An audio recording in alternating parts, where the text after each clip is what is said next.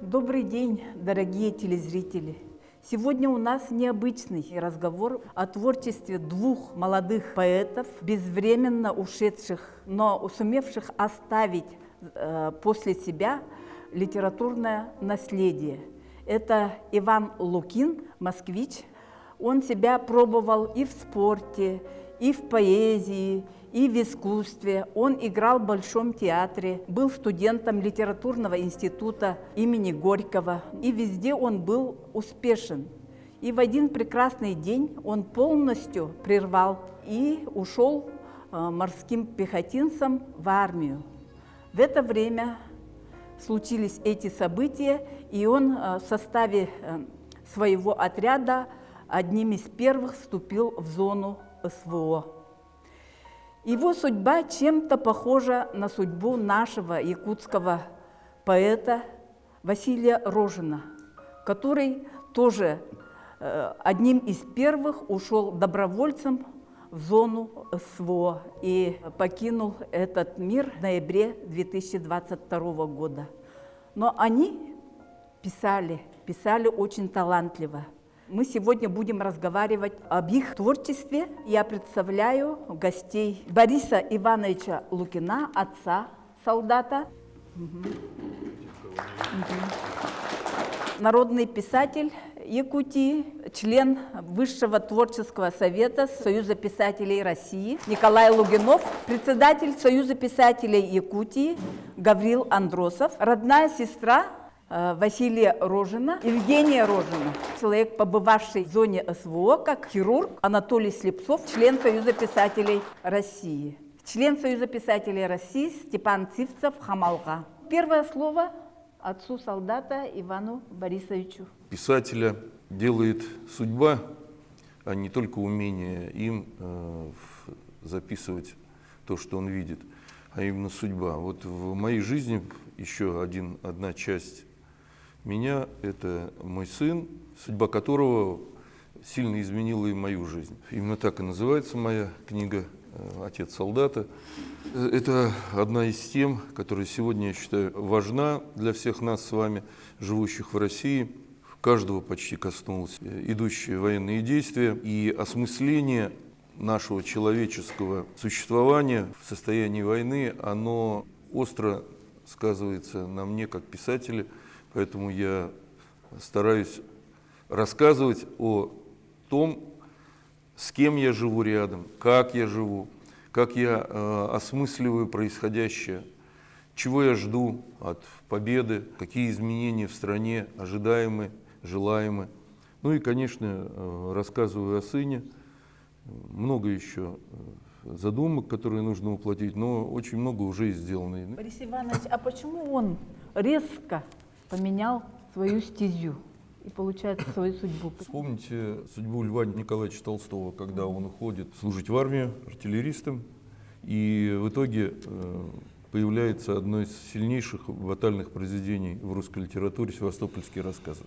Ваня по этому поводу шутил: ухожу писать свои севастопольские рассказы. Мирная жизнь, если вы помните, до военных действий, она делилась на две части, две составляющие.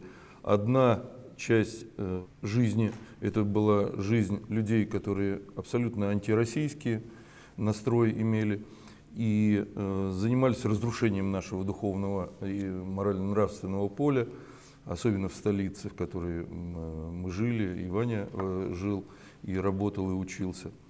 И вторая часть этой жизни – это была уже с 2014 года шедшая война на Донбассе. С 2015 года Ваня участвовал вместе со мной в телемостах, проект «Новороссия», и каждый месяц рассказывали москвичам о том, что там происходит, встречались с ветеранами боевых действий, с писателями Донецкой и Луганской республик.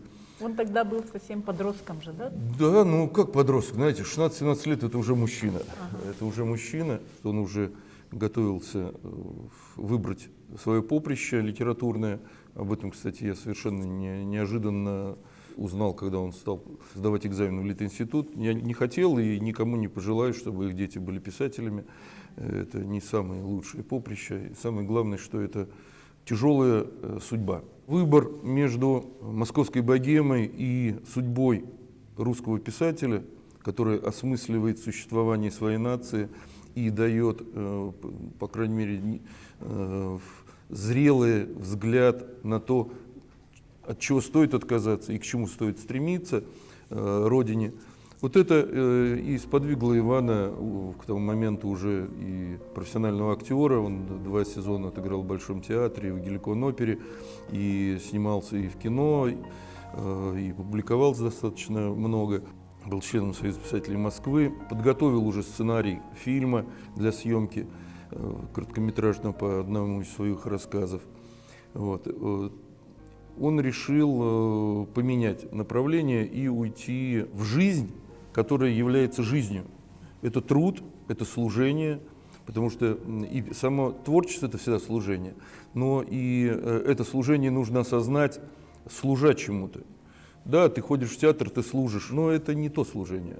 Он однажды, придя с репетиции, сказал: я не могу понять, как они могут 30 лет заниматься этим. Наверное, я последний сезон отыграю, мне неинтересно. Режиссер, да, писать, рассказывать там, в драматической форме или в прозаической мне интересно. А вот быть актером на сцене, я уже насладился этим удовольствием. Вот. Хотя и он был еще молод, ему было там 20 с небольшим, но несколько лет в таких больших театрах, в таких замечательных труппах, профессиональных, рядом с людьми, которые этому посвятили, насытили его. Ему не хватало в творческой жизни наполнения высшими целями, стремления к познанию более важных вещей, чем насыщение, приобретение, какие-то даже пусть светлые любовные чувства. Но мужчина — это такое существо, которое стремится найти высшие смыслы в каждом своем деле, на каком бы поприще он ни работал.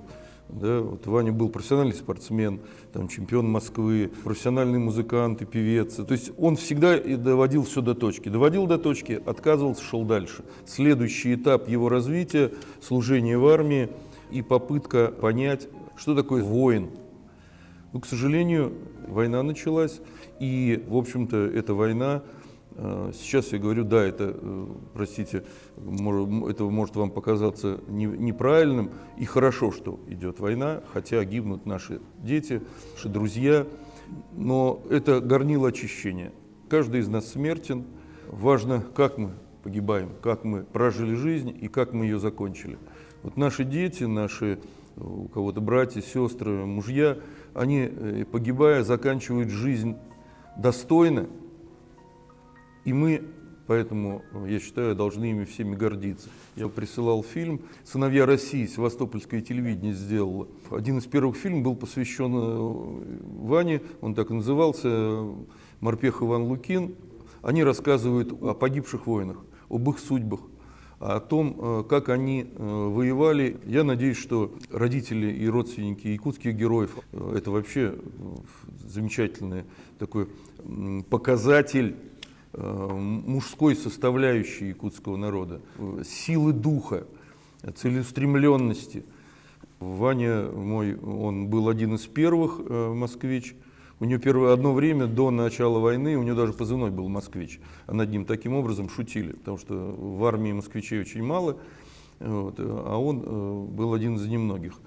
Но с началом военных действий позывной был поменен, потому что «Москвич» не работал вообще как показатель его духовности и силы. Мы сегодня, мне кажется, находимся на этапе создания новой летописи России. И вот наша писательская задача кинематографа, театра — суметь создать эту летопись и донести ее до подрастающих поколений, а для своих ровесников объяснить, за что же мы сейчас вступили в этот сложный период очищения, в это горнило войны. Тяжелое, гордое время должно быть для нас всех, и оно должно нас скреплять, плечом к плечу идти дальше. Очень похожая судьба нашего поэта Василия Рожина.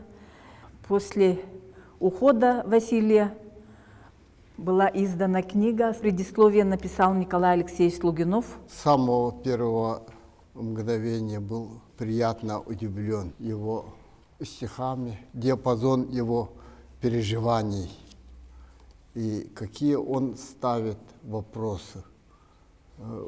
Это удивительный мальчик, у которого прервалась жизнь, а вместе с ней и творчество на самом взлете. Он мог бы написать, он смог бы реализоваться. Всего этого не состоялось. Изначально у него было космическое ощущение.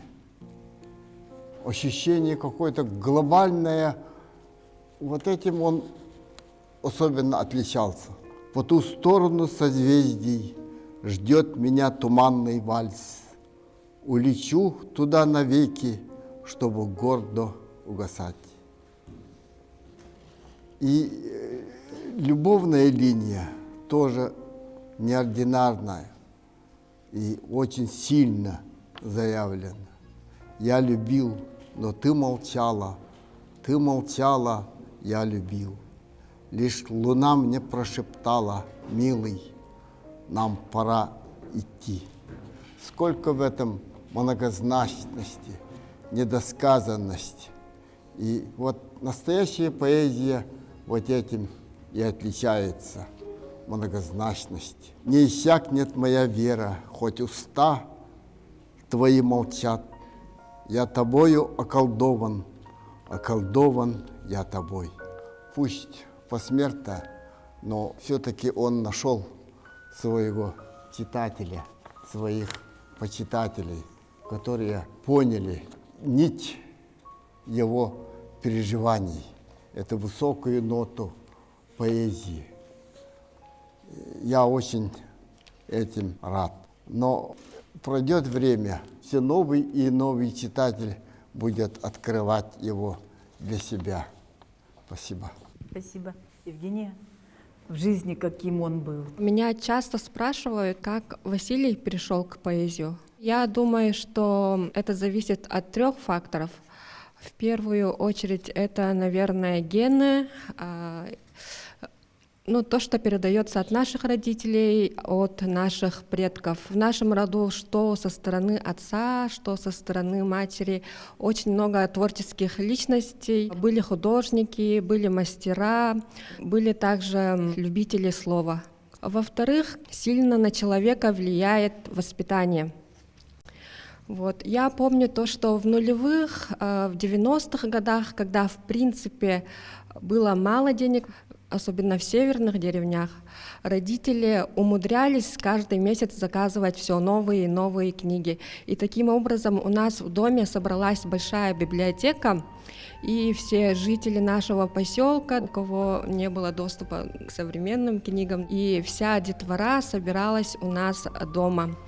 И в выходные все родственники к нам приходили, двоюродные братья и сестры. И в выходные мы сидели с детьми на полу и все читали книги, изучали, и даже у нас были конкурсы, кто лучше всех читает. То, что меня всегда удивляло, Вася очень любил читать энциклопедии. В его руках я часто видела, как он засыпал с книгой, допустим, «Грибы», «Лишайники», «Чудеса природы». То есть он был окружен природой и всегда стремился изучать природу. Даже в любовной лирике метафоры, эпитеты, именно связанные с природой. Был гидом много лет на Киселявских горах. Это также отразилось на его творчестве. Он был очень активным парнем, любил участвовать в конкурсах. Его избрали президентом школы, был лидером нашей школы, вообще нашего села вплоть до своих последних дней. На мой взгляд, стремился всегда быть первым, и как мы видим в его стихах-то, он всегда говорит, что, скорее всего, покинет этот мир очень рано. Он стремился все узнать и жадно поглощал жизнь, наверное, да, стремился все попробовать. И вот когда были большие пожары в Верхоянском районе, да, и в частности в нашей республике, да, на севере, он одним из первых был волонтером, кто пошел тушить пожар. И во время пандемии коронавируса, да, когда все друг друга боялись, даже в маленьких селах, да, люди мало с собой общались, и вот этот бум был, да, информационный, когда видишь человека и боишься с ним заговорить. Да, Василий самым первым стал волонтером, кто приносил лекарства, покупал продукты, работал гидом на Киселявских горах, таскал вот эти огромные рюкзаки туристов, сопровождал их. Получается, с нашего поселка до гор это примерно 8 часов идти пешком нужно. Физически и эмоционально он был очень выносливый. С 2016 года Василий начал писать стихи на русском и на якутском. А он учился в якутском классе, да? Как во многих якутских поселениях, наверное, да, мы начинаем разговаривать на русском языке уже только после 11 класса, когда мы приезжаем в Якутск. Учителя у нас были очень сильные, они всего себя отдают учебному процессу. В школе Вася начал увлекаться хип-хоп культурой, тогда это было очень модно, и он начал писать вот рэп в стихотворной форме именно на русском языке, и даже выпустил свой первый трек. К сожалению, он не сохранился, именно на русском языке, про любовь к своей деревне.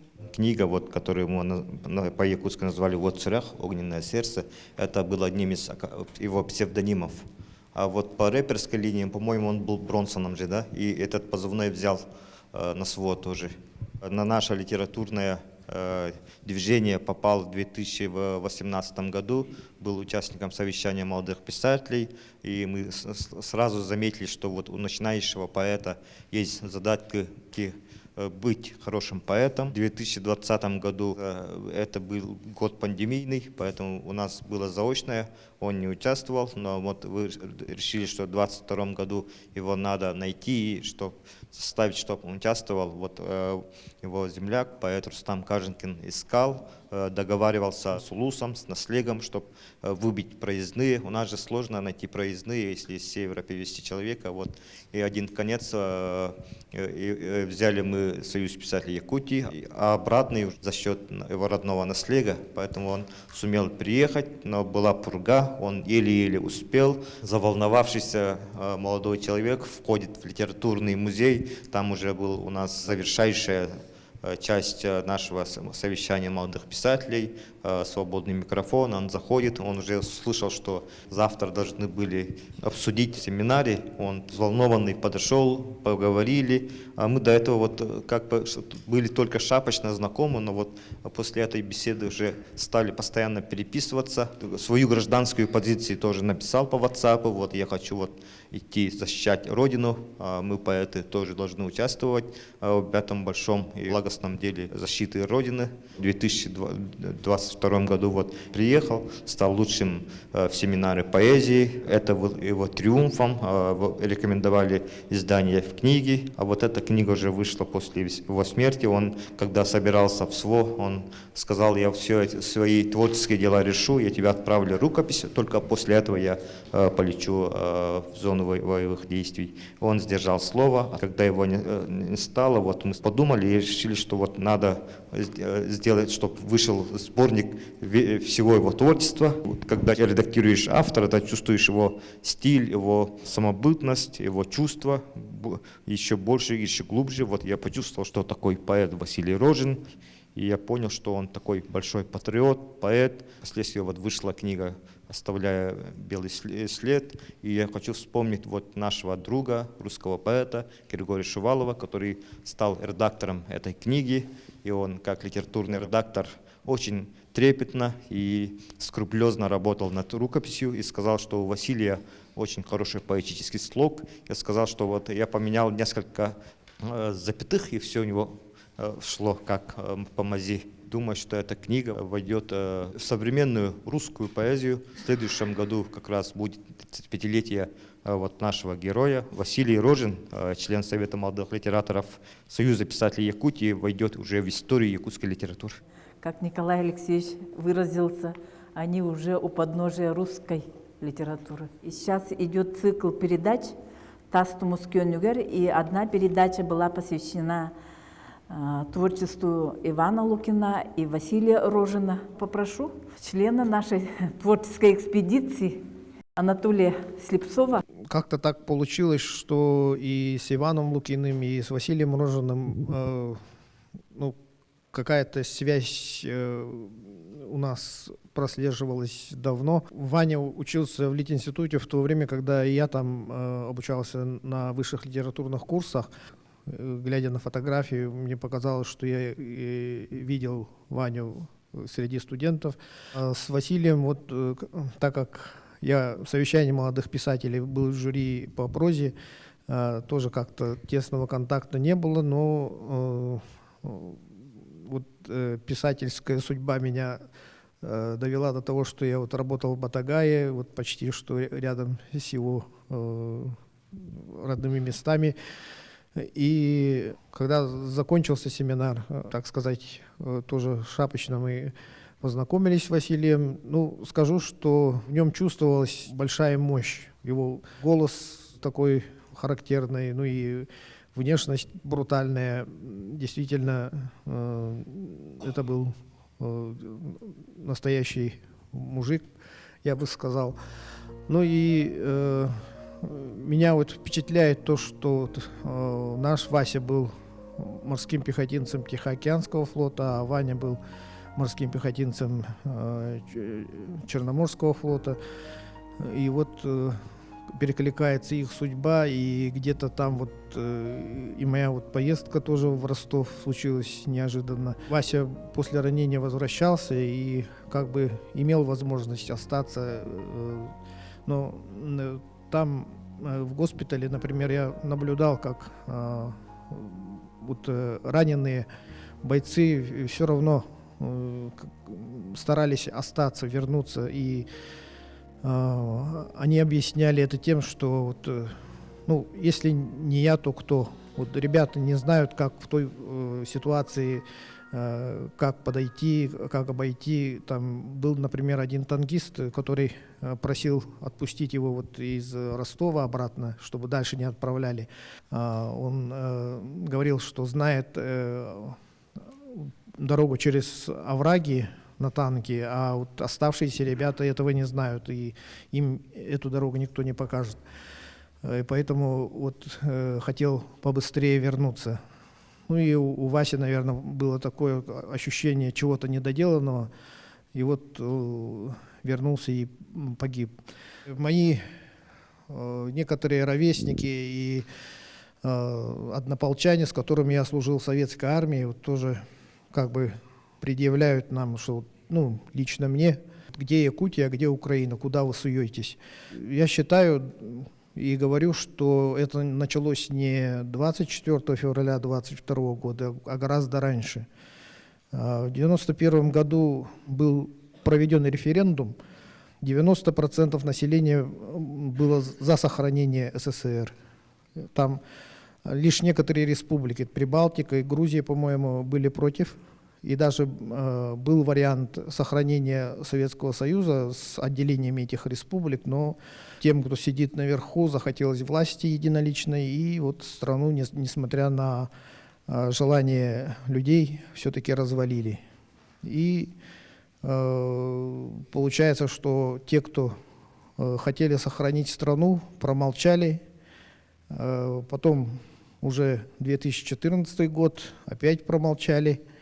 И получается, что там за ленточкой в основном мобилизованные добровольцы возраста 30-40 лет. Это в 91-м или кто-то не родился, или кто-то пешком под стол ходил. И они разгребают все то, что, по идее, натворили мы. И наши ребята, Ваня и Вася, они сказали свое слово, пожертвовав жизнью, выразили свою позицию.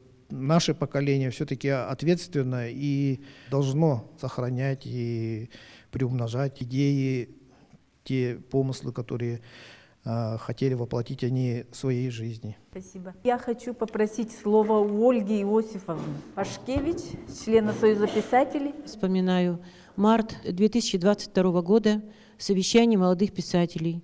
И здесь, в этом зале, присутствовал Василий Рожин.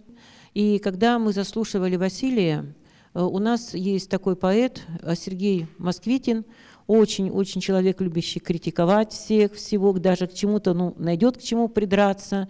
И, конечно, выдержать такую критику не каждый сможет. Но Василий, он, с другой стороны, понимал, что мы желаем. «Я люблю тебя», как писала Вероника Тушнова, это значит «я желаю тебе добра». И он это все воспринимал очень доброжелательно. И мы видели в нем силу, видели потенциал. И сказали, что завтра вы будете участвовать в секции якутской поэзии, и что, конечно, вас там, скорее всего, ждет успех. И так оно и оказалось. И сейчас, когда уже есть публикации Василия, и книги изданные на якутском языке, на русском языке, и в журнале «Полярная звезда» были подборки, но все-таки вот тот тонкий сборничек с этими пометками, с разными, которые мы делали во время его обсуждения, он до сих пор у меня хранится. Конечно, то, что сейчас сказал Анатолий, то, что необходимо сохранять память. Вот один из выступающих где-то в литературной газете тоже сказал так, что сейчас уже людям, тем, которые попали в очень, очень сложные ситуации, да, что им необходимо будет лечение. И лечение не только лекарствами, да, но и лечение словом. И уже вот это лечение, вот это, оно идет уже сейчас, оно уже сейчас началось. Спасибо. Спасибо. Тогда попросим вас. У вас были очень проникновенные стихи. Я живу на улице. Да, вот этот стих меня очень тронул. Есть такие стихи, есть такая улица имени гвардии матроса Ивана Лукина в нашем селе. Я сейчас вернусь к этой теме. Я бы хотел пару слов сказать вот и о Василии Рожне, о его строчках из этой книги, но опереться на слова сестры поэта о воспитании, как воспитание сказывается на человеке. Вот я работал в свое время над переводами книги Тимофея Сметанина. Одна из первых его книг вышла, примерно в те же годы, когда Ваня погиб в 23 года, когда он был на Великой Отечественной войне. Как формируется человек, как формируется личность? Потому что, конечно, в первую очередь каждый автор – это личность. Вот Сметанин, я тоже об этом много раз уже говорил, сформировался на войне. И посмотрите, 43-й год, он пишет стихотворение. А разве оно не сегодня написано? «И степь, и тайга не допустят такого, и водам реки не стерпеть никогда, чтоб счастья и мира лишил, и покоя фашистский солдат. Погибших проклятие, воюющих воля, и старца молитва, и гнев матерей к победе ведут. Нами будут довольны, мы ворога правдой сильней». Ведь ничего не меняется в предназначении человека, борющегося со злом, защищающего свой дом, гордящегося своей родиной. И вот возьмем у Василия стихотворение какое прекрасное. «Уплывают облака, словно юные года, как ушедшие века не вернутся никогда. И приходится принять внутривенно эту боль и богатством называть все потери за спиной». Вот, да, сегодня мы понимаем, что и жизнь Василия Рожина, его будущая жизнь, ее нет, она не состоялась, но мы принимаем это как богатство, то, что уже сделано, то, что они совершили, и Василий, и мой сын Иван. Потому что вот, смотрите, да, у Василия небольшая книжица, у Ивана побольше. Но дело-то не в составе, да, а в том, как они ищут себя, как они обретают свой голос и чем они его наполняют. Вы задали вопрос о том, почему уходит и что. Вот в свое время, отвечая на этот вопрос, я сделал вот такую брошюру. Она получила высшую награду в премии фестиваля «Золотой Витязь». Поэт-воин Морпех Иван Лукин. Здесь коротко, но четко объясняется, как воспитание и как судьба рода сказывается на человеке, рождающемся из века в век. Мой отец был участником Великой Отечественной войны. Ваня, он его почти, наверное, и не помнил, потому что дедушка умер, когда Ваня был, второй год шел только. Но ордена и медали от деда, они были всегда при нем. Да? Он с гордостью о них, о судьбе деда рассказывал в школе на 9 мая. Он впоследствии одна из первых его работ литературных — это большой очерк о Евгении Войскунском и о Михаиле Дудине, о судьбе двух прекрасных писателей, ветеранах войны, о том, как они выжили в первые месяцы Великой Отечественной войны благодаря именно дружбе, вере в свою судьбу, и какими поэтами, писателями стали. Давно это было, он еще только, Ваня, вставал на ноги, а я уже понял, что же происходит с судьбой сына. И, в общем-то, немного опасался, почему я не хотел, чтобы он был писателем или творческим человеком, а был каким-нибудь другим спортсменом, например, профессиональным, или инженером. Вот такое стихотворение родилось. «Все, что в этой жизни понял я, передал, сынок, тебе сполна. На твоей коленке мой синяк, на глазах моя же пелена. Солнце всходит, я его зажег и к порогу нашему привел. Помню, ты сказал, как хорошо». Я подумал, вроде бы не врет. И вот эта мысль моя, то, что он не врет ни в своих поступках, ни в своих мыслях, ни в своих делах, она сказалась и на его судьбе. В этой книге есть стихи Ивана, в основном стихи посвящены военной теме. Здесь нет ни одного стихотворения о любви, в отличие от книги Василия Рожина. Я их специально сюда не включал. Да, придет время, война закончится, поговорим о любви. Здесь стихи на военную тему, на тему, такую философскую тему жизни и смерти, смысле существования мужчины и человека.